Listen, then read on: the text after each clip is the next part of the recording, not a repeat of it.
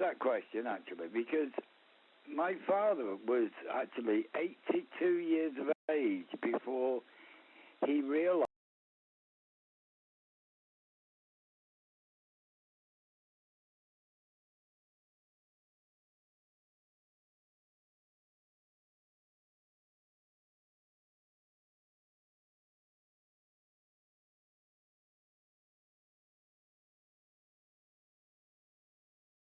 Do you want me to get Barry on the phone and ask him to come down here and try it?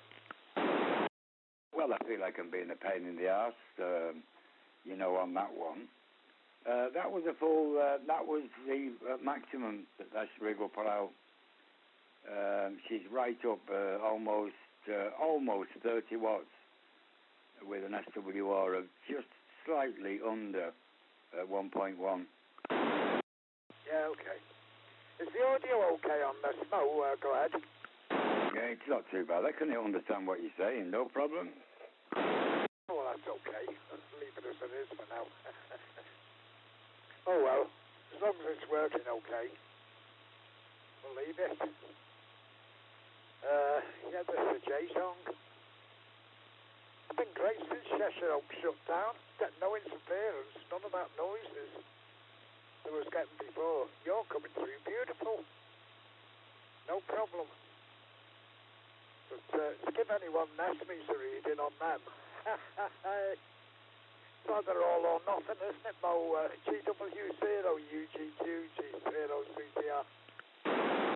Oh, yeah, well, that's true, yeah. Just tell them the 5 and 9 and QSL via PO Box 88 in Moscow. That's what I always say to them. No, I say, I'll send you a card. PO Box 88 Moscow. Never hear that now, do you? I wonder if it's still used, though. GW0, UGQ, G0CTL. Yeah, it's funny you should ask that question, actually, because my father was actually 82 years of age before he realised that when me and Ray were talking like that, where Ray would say to me, "Oh, I'll send you a $5 via PO Box 88 in Moscow," which basically means I ain't going to get a $5. You know what I mean? That's all it means. It's just although we say it as a joke, it's not a joke. It is actually a registered PO box. It's for all of Russia. I went to the post office one day, and my dad was looking at me, and he said, "Well, what are you posting today?" I said, "I'm posting these two QSL cards and then two zeros I worked the other night. I worked two UK zeros right over in, but they weren't just quite in Siberia."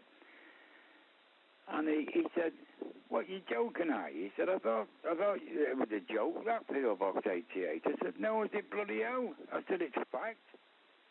I said, "If anybody sends QSL cards to Russia rather than using the RSGB, it gets there a damn sight bloody quicker. They just put amateur radio station or amateur radio stations, if they've got a couple of cards in, PO Box 88, Moscow, and that's it. It gets there. It's a proper QSL bureau for Russia." Oh, I knew that. I knew it was a QSL bureau, but you could QSL direct, couldn't you? Because, well, I got a card off a guy I used to talk to regular in Ukraine. Can't think of his prefix now. It wasn't UA. It was U something. LHB. Alex. And he talked regularly, he spoke great English. He knew everybody in Ellesmere Port, believe it or not, at the time. He knew John, RPM, the blind guy, and he knew Brian. He knew quite a few of us in Ellesmere Port. Tom, STZ. He knew us all, And as soon as you went on, he'd say, "Oh, hello, Peter. How is Carol? How is the twins?"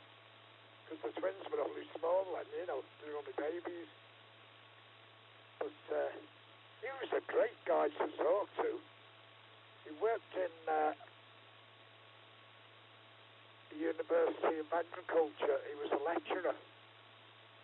But he did have a few medical problems, so I don't know, well, I shouldn't imagine he's still with us now. He had multiple sclerosis then, John, Mo. So, but he was always a cracking signal on 15 or 20. I just can't think of his prefix now. I know it was Lima Hotel Bravo. LHP, and as soon as you heard him, you knew it was, you know, you didn't have to wait for a call sign, you knew it was Alex. GW0 UGQ G0 CTR. Yeah, okay, Pete. I mean, the history of PO Box 88, I don't know how it came about, but I think, I'm probably wrong on this, but I think a lot of the times, because of the way Russia was when I was, and yourself, a shortwave listener, I don't think we could QSL direct to them, because I don't think the Russian thing would allow us. So we had to use PO Box 88, which is what the RSGB used. But I thought, well, rather than send it to the RSGB and then wait, and then it goes over to PO Box 88, I wanted them two QSL cards because I thought they were in not far off Siberia. And it wasn't long, it was about 5 months later, I got two QSL cards from both those stations, giving me 5 and 9 plus 10. That was 80 meters. And they were just on the border of Siberia, not quite there, but theoretically one could say they were in or not far off the Siberian border. So I thought that was a pretty good thing, but my dad couldn't believe it. He looked at the card and he said, so this is the one that you posted in the post office? Well, I said, I didn't post that card, but I said, I posted mine, yeah. Wow, he said, I didn't realise that. He said, I thought it was a joke, that, between you and Ray. I said, no. No, it was no joke. It was PO Box 88, Moscow, yeah. But I worked a couple in that area, Siberia, and what they said, they were in quite a difference in the time zone, Mo. So, you know, it was a lot, I think it was 2 hours later than Moscow, you know, it was quite a bit inside. And when I looked in the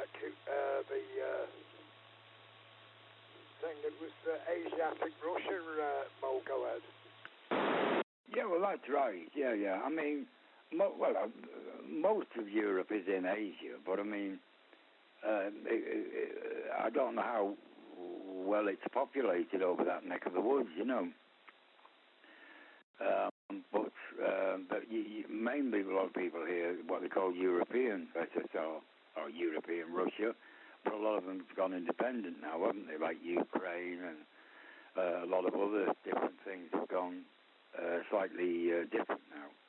So their QSLs presumably could still come under PO Box 88 if, of course, they're still under Russia, which I don't think Ukraine is now, is it? I think that's an independent state now, isn't it?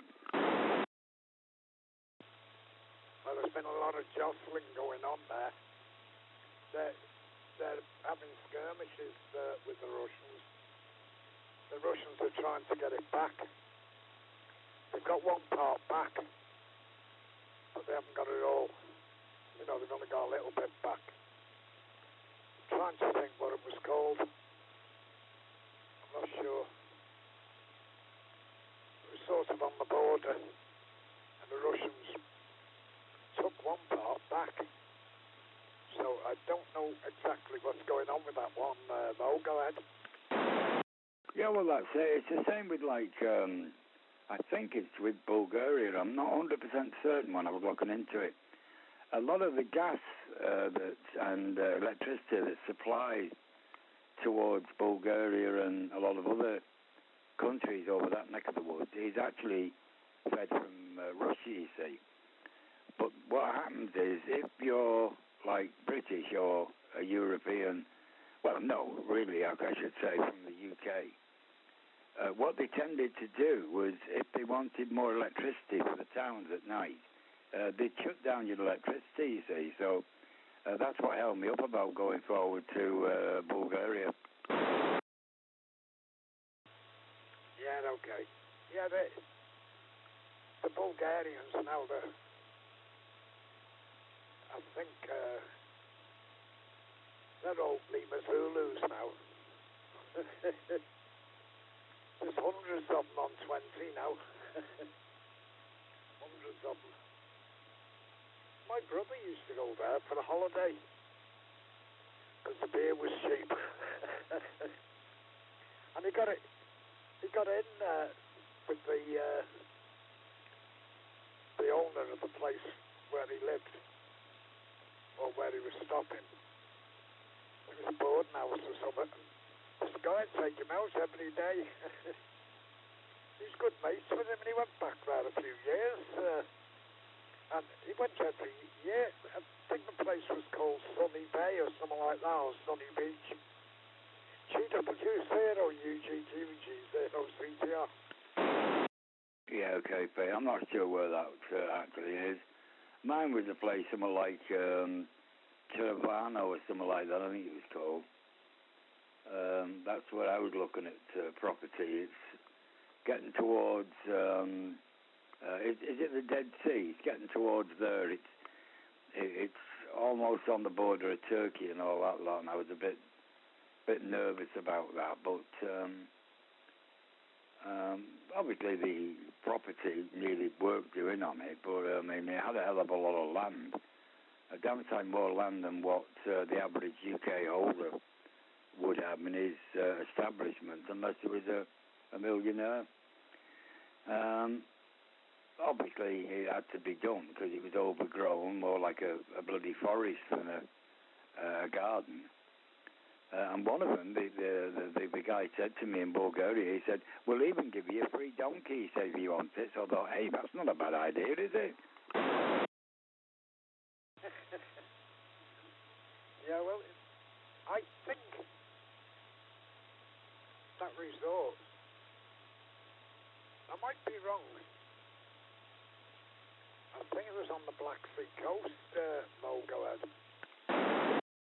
Yeah, well, a lot of them are, you see. That's what I think a lot of the apartments are there.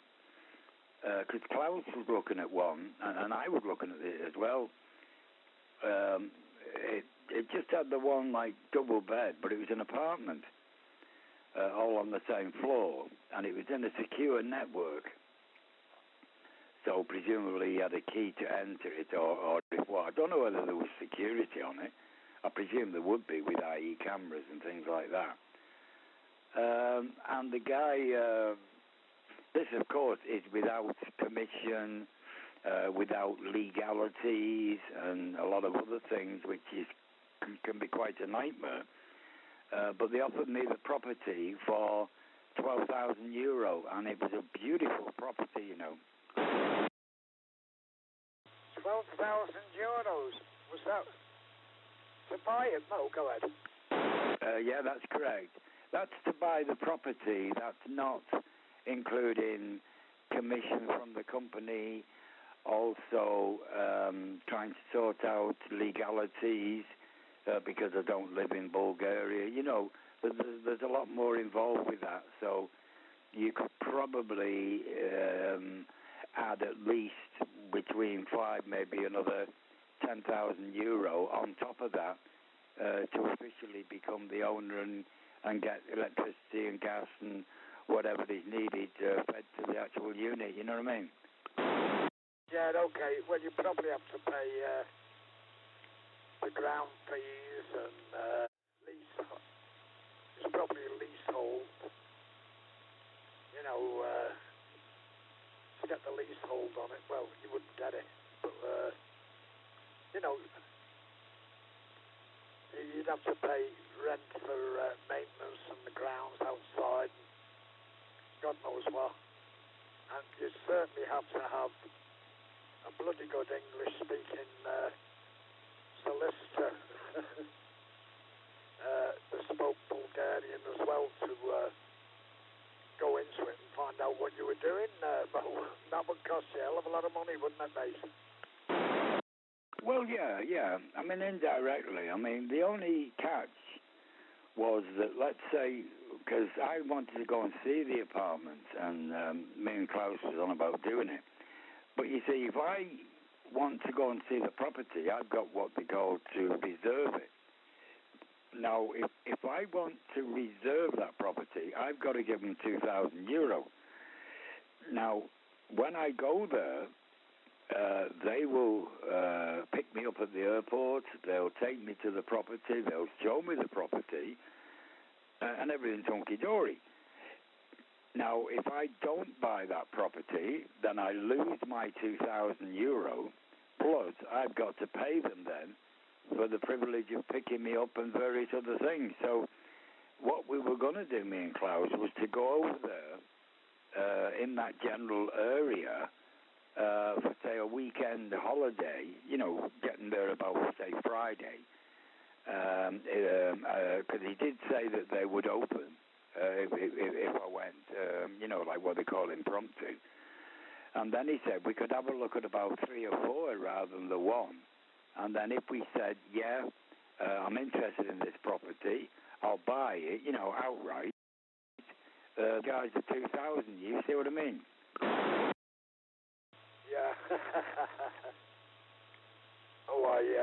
You'd have to look at legal packs and everything that goes with it. I watch a program every morning, Homes Under the Hammer, and there's people buying property. They buy it before they've seen it, and they don't even read the legal pack. And some of them, they've got to have a mining survey and God knows what. And, the subsidence and everything like that. But they buy them, and they do them up. And I think the majority of them make a few bob. I'm talking somewhere in the region of £30,000 or £40,000 at a time when they do it. After they've laid out all the extra work that gets done. And they still get good few bob for it. And it always seems to make it worth the while. There's very few, unless they go over the top on the refurbishments, that don't Mo, go ahead. Yeah, well, that's quite true, yeah. You see, because what I was going to do, the property I wanted was in something like Trinadavo. It's a woman that runs that agency in that area. It's the same company, but she runs the agency. Now, this property, I wanted it. Now, okay, there's a lot of work doing on it, but it had quite a large acreage of land, which basically was just overgrown like shit, really, to be perfectly honest with you. It wasn't livable in that property at the moment. It wasn't falling to pieces, but, I mean, for an average person's eye, it was. But it had about 7 outhouses, it had a barn, it had its own driveway. It was a beautiful place. It was 6 bedrooms up on the second floor, and the only kitchen and that was on the ground. So what we were going to do was I was going to go over there, look at the apartment, and then go and look at this property and buy the 2. That's what we were going to do. Because then the apartment, what I was going to do was to rent that out to, say, holidaymakers, not necessarily the Bulgarians, because they don't have a great deal of money. But the problem with that then is that there's slight legalities, which the Bulgarians told me, because they're not happy with, like say, the Welsh and the English where English people buy a lot of properties in Wales and then rent them out to the unfortunate people that, you know, like we were talking about with Paul the other night, you know, can't afford a mortgage. So it was like they were trying to stop that loophole, which was very common many years ago with Bulgaria pig. Yeah, okay. Well, when you've sold your Emporium all that super radio, you might have enough to buy it outright without a mortgage, Mo. Go ahead. Oh, yeah, but the price is concerned. You don't need a mortgage. That's what I'm referring to. If you think about it logically, one wouldn't go into that type of an investment without, say, having a certain amount behind you. I mean, Clouds is still looking at one. It's where you just said, but it's slightly north of that. But it's in a tourist attraction. And he's been offered it for, his is slightly higher because Cloud's got a lot more money.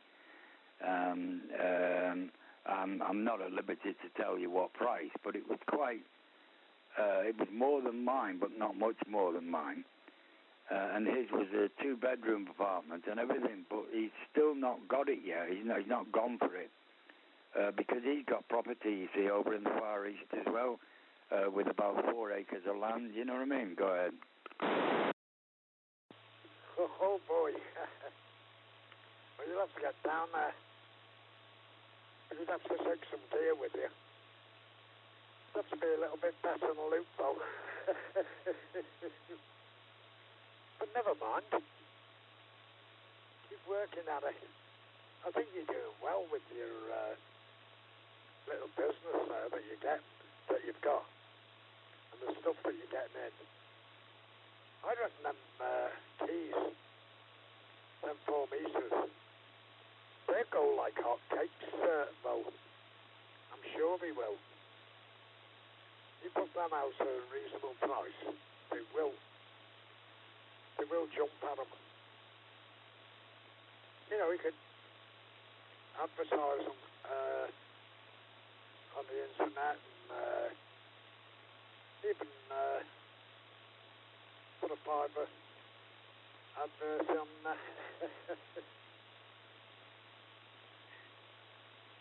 it might be a bit more than a fiver in Packy Wireless.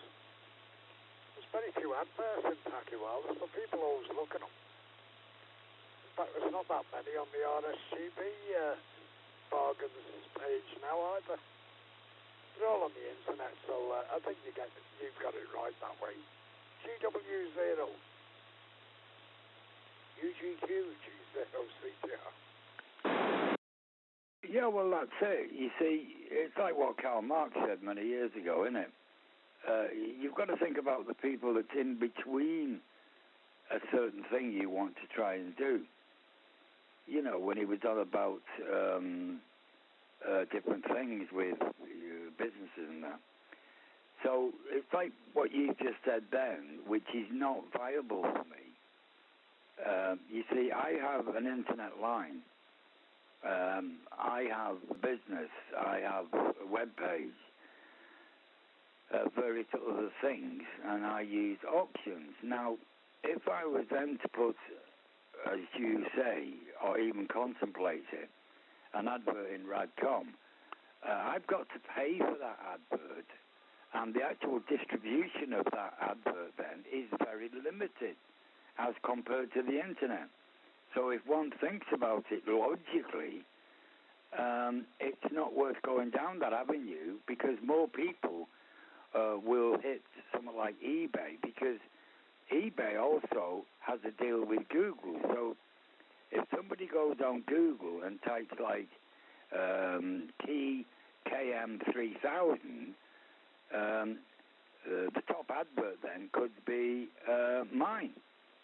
And it will say key KM3000 for sale, ebay.co.uk. And then when they click on that and go to it, it's Flint Bargains. So, you see, all that becomes free advertisement. And that's what you pay for in your commission to eBay, even though it is slightly high. But you know what I mean? You can't get everything free in this world. There's no such thing as a free lunch. Oh, we know that. Yeah, watch this, Ray. It starts off at 28 watts. It drops down to about 18 if I have a long over. And as it drops down, it steadies itself at 18 watts and stops there. My God, does get off. Barry bought it.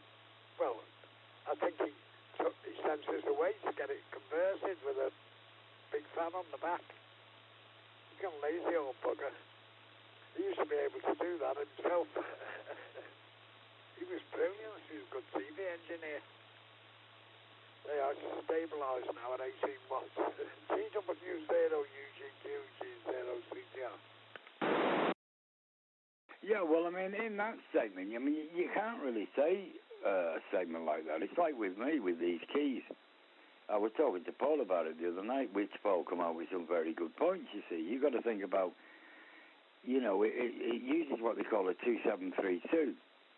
That's on the model I'm dealing with.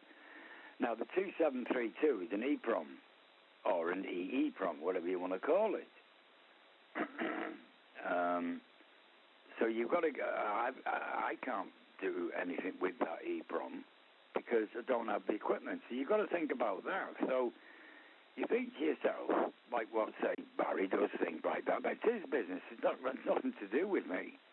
If he wants to put a fan on the back, well, it's the same with me.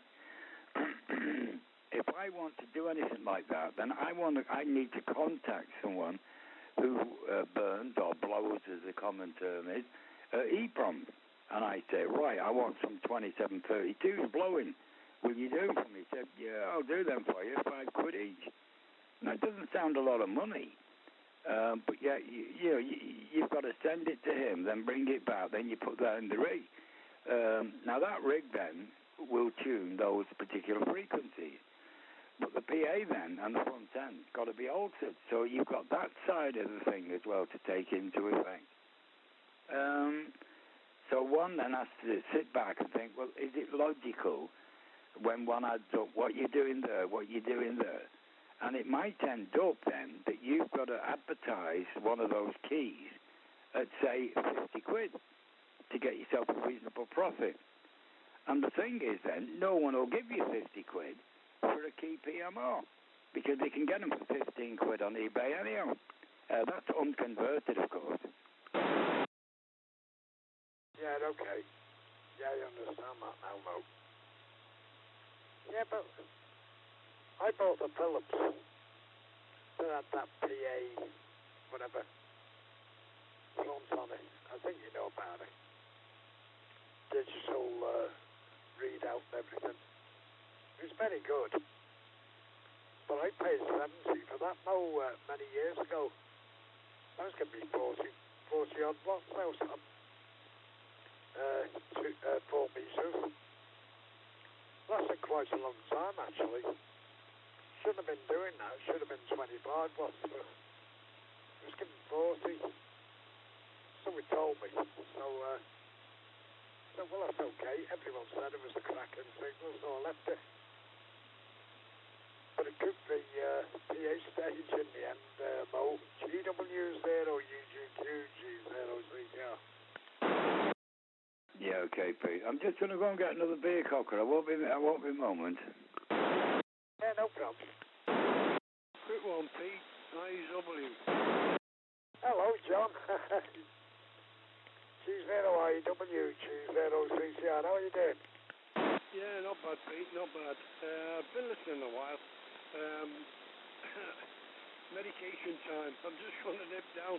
I thought I'd just give in, call in and say hello and give you a report each. I don't know what's happened to Mo. He's 5 and 5 with me, but his audio is very loud. And you're 5.9 plus a little bit, so everything seems okay. How are you, Pete, over? Yeah, well, my old rig packed up, mate. You know, it's got a problem on the microphone. We're always has off and on. I'm on the I'm on cheap Chinese rig now. I was given this as a present off Barry Chief on MPN. And it works lovely, you know. When Cheshire Oaks was running, I was getting all sorts of blinking spurious noises and everything, but it seems to be okay now. When we first got them, the microphones weren't too good, and what we done, we changed the inserts. Barry bought a shed load of them for about £2 off eBay, and they're working great. Just changed the inserts in the mic. But I'm doing alright. I get a little bit bloody cheesed off with this lockdown, but I know for a fact it's going to last at least another month, and well, we've got to put up with it if we want to survive. G0IW with GW0UUQ. Gone for a beer. G0CTR. G0CTR in the group. G0IW. Yeah, okay, Peter. Yeah, sounds good. Yeah, I know. I think everybody's getting cheesed off with it now, but just one of those things, isn't it? You know, we've got to grin and bear it, and hope it'll work itself out in the end. You know, a lot of people have died through it, so I just hope that everything will be okay. My daughter has been bringing us food, you know, once or maybe twice a week if we need it, you know. So we've been all right. I've not been going out, so hopefully that'll help over. Well, I do go out. I only go to shop. I keep my distance from everyone, and I've got a mask, but that's no good to me. I'll stop anybody else getting infected apparently. But I've got a mask on, and that's it. Can't do any more. And other times I just go up to Bargain Booze to get some bags. And I'm in there and I'm out. I shout to her from 2 meters away. There's a mark on the floor. So if they ask you to come forward, come forward. And she just shouted to me today, usual please. I said, yeah. So she knew what cigarettes I wanted.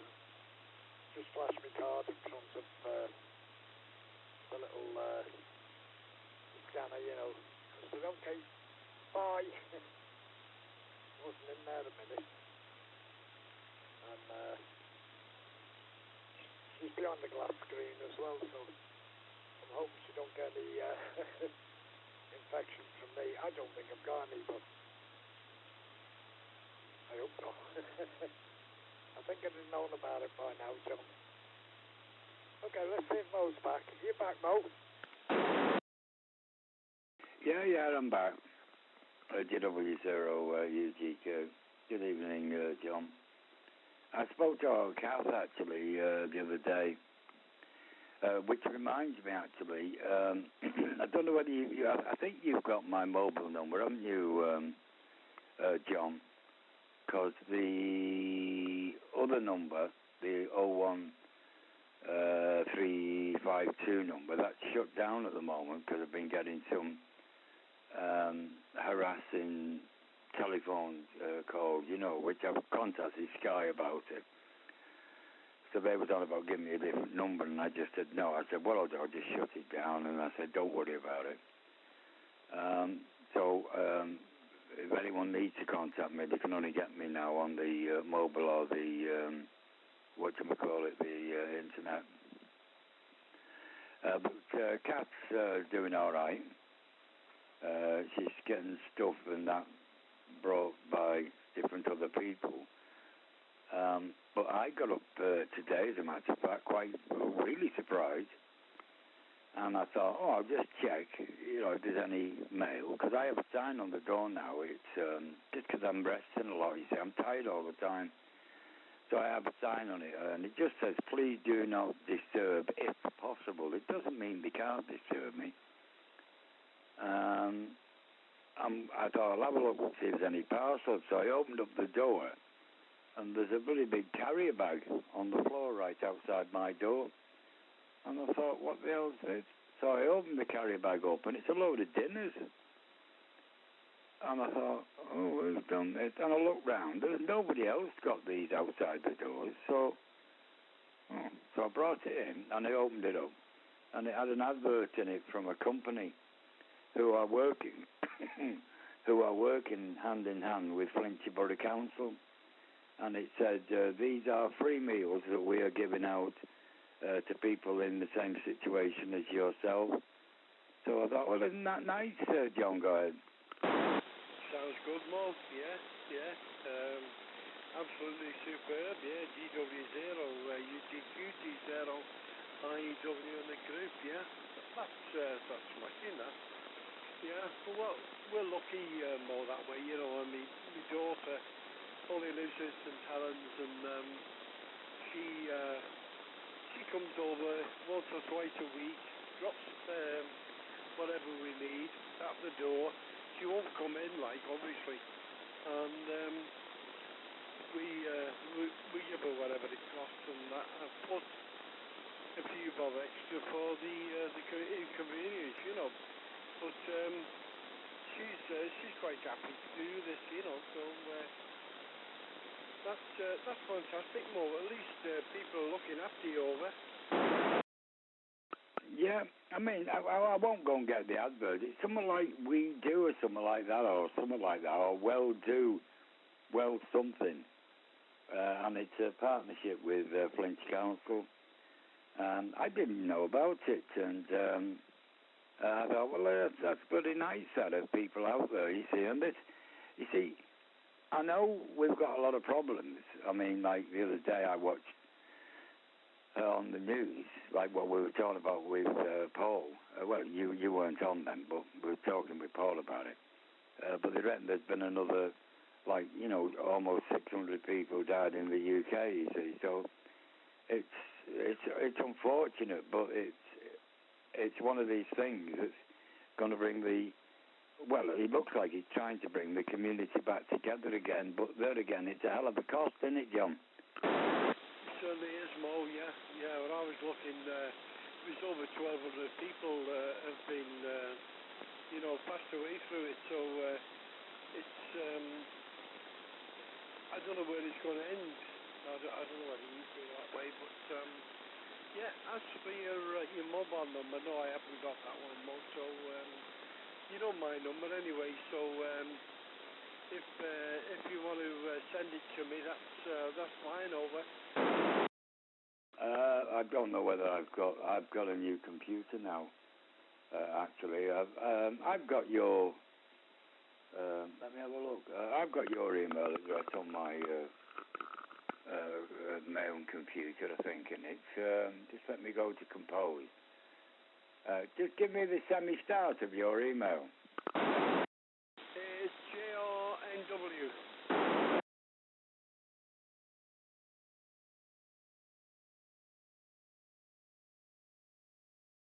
Yeah, I've got it. Yeah, I've got that one. I'll send you my mobile number then on that one later tonight, okay? Okay, don't Mo, yes, that's fine, yeah. Okay, not a problem. At least we'll be able to keep in touch. I know my mobile number's in there as well, so you should be okay with that. But I'm surprised your audio has jumped up to over Q5. Put it that way. Very strong indeed. But your signal strength has dropped to a 5 and 5 over. Yeah, okay. For a comment on that one, I tend to hold the mic a little bit too close when I get like semi-excited.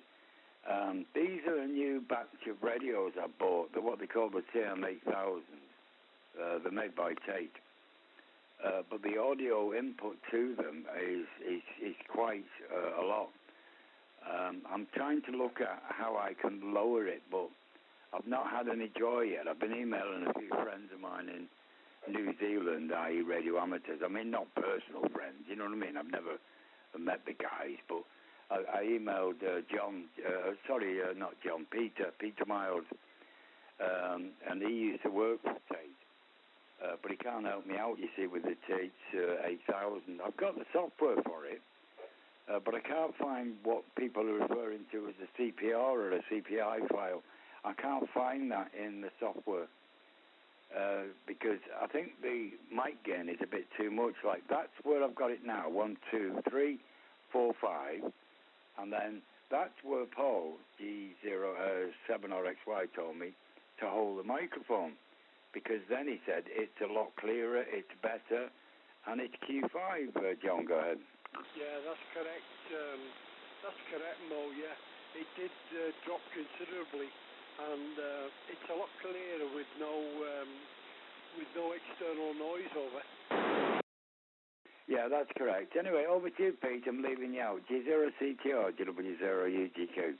Yeah, okay. Okay, I'm not going to hold it too long for John's sake, because I know he wants to get off first. But every rig you get, you want to lower the audio. I find it great compared with when you're using that heat kit. It's absolutely brilliant. I don't know how far you're backing off it. It's still okay, but I don't think you've got signal strength at what you had before. But we've moved up a few channels, haven't we? To go back to 325, it would be a different ball game. I don't know. That antenna's so sensitive that way, Mo. GW0UGQ G03CR. Yeah, okay then, Pete. Yeah, well, the audio side of things, I mean, being logical, that's something to do with the signal strength. The signal strength is the PA stage. But if I've got the microphone too close to my mouth, the easiest way to say it is like there's a lot of chuffing, which obviously then, if the mic gain is higher, can cause spreading of the signal. That's what I'm suspicious of at the moment. Now, this type of thing would not probably bother the average person, but it does with me, because I rely on people that's going to come on and give me a critical report, like John or like Paul, because sometimes if you listen to a lot of stations who's got the mic gain cranked right up, the signal sounds absolutely abominable. And yet people say, oh yeah, it's great, it's superb, that really, really loud audio and all that. But they're over-deaving because they got the volume too high, Pete, go ahead. Yeah, but them tapes, the ones that's on, not a tape, the keys, leave them where they are. Because you can't, well, you wouldn't want to change them. 25 kc stations, plenty on 4 meters. You can get rigs with 12.5 kcs, but I don't think many people would choose that on FM. But I think you're okay as you are. And you just back off it a little bit. It's okay. I don't know whether my audio, I don't know whether I've wandered too far back on this one. Because I was forgetting I was using it. I do try to speak as close as I can. Because I know me insert on brilliant. Round to you, John, anyway. G0IW G0CTR. G0CTR on the group, G0IEW. Okay, PT, yeah, I understand that. Well, as you know, I'm using the ICOM we got the name of the damn thing now, 9700. And while you were talking there, I went from the filter 1, 2 to 3. Now, at filter 3, your audio was absolutely perfect. But when Mo was speaking before, filter 1 was the best for him. There was no fluffing or anything else coming through, just audio. So I guess it's different with everybody and the radio that's receiving them over. Could well be, John. Perhaps you, Mo, for comments on that one. Yeah, well, this is again another good point. Now, John's hit the nail on the head with what he's referring to, because modern day radios now have got this different spacing, which is called 25 and 12 and a half. Now, the 4-meter ones that's being sold, like my key model, now they're 12 and a half kc spacing peak. They're not 25. What I mean by that is that the deviation of them is only 2.5 kilohertz maximum. And that's why the audio sounds lower, you see. So with the TM8000 that I'm playing with, I have a facility to make them either 12 and a half or 25 kc at the actual programming side. So any repeaters, for obvious reasons, they are set to 12 and a half kc. So that's only got then 2.5 deviation. Now, if you are on a simplex channel, people would say, well, your audio is dead low, you know, which is similar to what you're experiencing with your J-Tong, you see. But that doesn't mean that's a disrespect to the radio.